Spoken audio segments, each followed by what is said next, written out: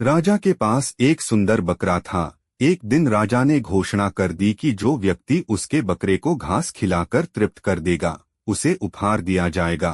राज्य के बहुत से लोग इस काम में असफल हो गए। अंत में एक बुद्धिमान बूढ़ा आया और बकरे को घास खिलाने के लिए जंगल में ले गया। 6 वर्ष पहले। Religion desk. पुरानी लोक कथा के अनुसार एक राजा के पास सुंदर बकरा था। वह उसे बहुत प्रिय था। एक दिन राजा ने घोषणा कर दी कि जो व्यक्ति उसके बकरे को घास खिलाकर तृप्त करेगा, उसे 1000 स्वर्ण मुद्राएं उपहार में दी जाएंगी। बकरा तृप्त हुआ या नहीं, इसकी परीक्षा राजा स्वयं करेंगे।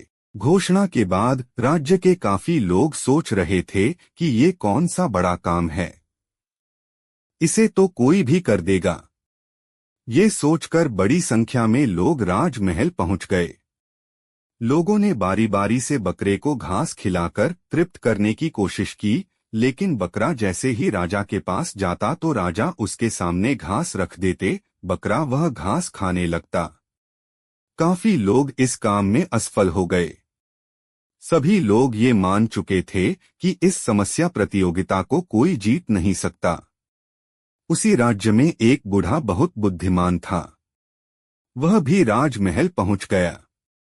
उसने बकरे को अपने साथ लिया और जंगल ले गया। पहले तो उसने बकरे को पेट भर घास खिला दी। इसके बाद बकरा जैसे ही घास खाने की कोशिश करता तो बूढ़ा उसे डंडे से मारने लगता। ऐसा ही करते करते सुबह से शाम हो गई। बकरा ये समझ गया कि अगर मैंने घास खाने की कोशिश की तो मुझे मार पड़ेगी।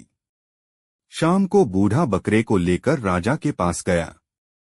राजा ने तुरंत ही बकरे के सामने घास रख दी। बकरे ने सोचा कि अगर घास खाई तो मार पड़ेगी। ये सोचकर उसने घास की तरफ देखा तक नहीं।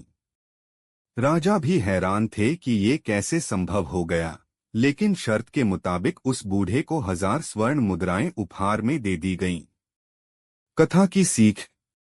इस छोटी सी कथा की सीख यह है कि हमारे जीवन में समस्या कोई भी हो, उसका हल जरूर है। बस जरूरत है थोड़ा अलग सोचने की। इस कथा में बुद्धिमान बूढ़े ने थोड़ा अलग सोचा और बकरे को तृप्त करने की प्रतियोगिता जीत ली। इसी तरह किसी भी समस्या में धैर्य से काम लेना चाहिए और थोड़ा अलग सोचने से कोई न कोई रास्ता जरूर मिल जाता है।